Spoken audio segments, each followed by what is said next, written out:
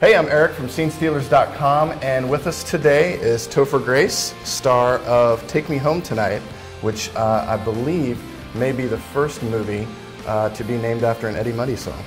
Is that correct? No, it's actually the third. Some of his B-sides, lesser-known titles. Works. Yeah. Nice. Love in the Time of Cholera. It's an Eddie Money song. And Schindler's List. Do you want to dance? Why can't you give yourself one night of enjoyment? Just one night? Put a little relish on your hot dog! Tori, there's something I should tell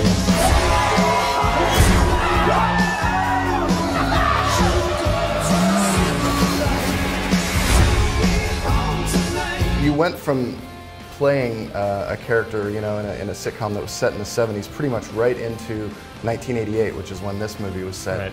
Was it a little bit easier to actually perform set in a decade that you kind of grew up in, a little bit at least? Well, I don't even know how. I mean, I was like 9 in 1988. Yeah. But at least I was born. Right. As opposed to 70s. But, you know, for me it was more about, it was a really different thing. 70s is kind of spoofs the decade a little bit more. And this was more of an attempt to try to do one of these films that I grew up with, Dazed and Confused, where it's a film, you know, which is a film in the 90s, set in the 70s, and then there was a film in the 70s, set in the 50s, which is American Graffiti. He's always had these incredibly strong casts, because the film serves as this beacon for all great actors, you know, that haven't yet clicked into their, you know, $20 million paycheck. And I really believe there are like 5 actors in this film that in the year 2020 will be making like $20 million a film. Well, the nice thing about having this 4-year wait for it to come out was that you've got Anna What is the Faris. nice thing for that, about that? Well, you have Anna Faris, who has a bigger career now, right? So you guys are going to benefit. Chris Pratt's on Parks and Recreation. And what happened with that is there's a lot of cocaine in the film.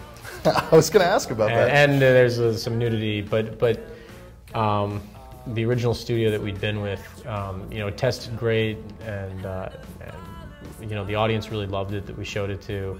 It was back in 2008.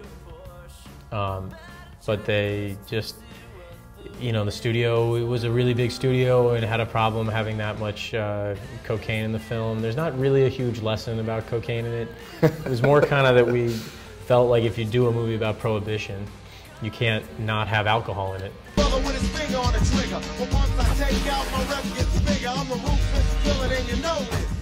One of my favorite movies that you've ever been in, and a criminally overlooked movie, I think, is In Good Company. Oh, thanks, man. Love that film. Thank you. And it was interesting because the character you play in Good Company is the guy who went the other direction. You're right. And he yeah, shot very right opposite, up the corporate ladder. And so did that play into it all? Like, did that kind of... You know, I've never thought about it until right now, but... Nice. But yes, it did. No. Okay. That's why I wrote this, yeah. You know, we started thinking we want to do one of these generational movies. We couldn't believe one hadn't been done for the 80s. It's so ripe. And there's a whole part of the 80s that people haven't talked about, which is the good stuff, you know? Right. Like, there was good music, the soundtrack's sick, you know? And then we started thinking, what is the right character who would be going against the grain in the 80s? I mean, his friend Barry is literally dressed like Gordon Gekko, like wants it so bad.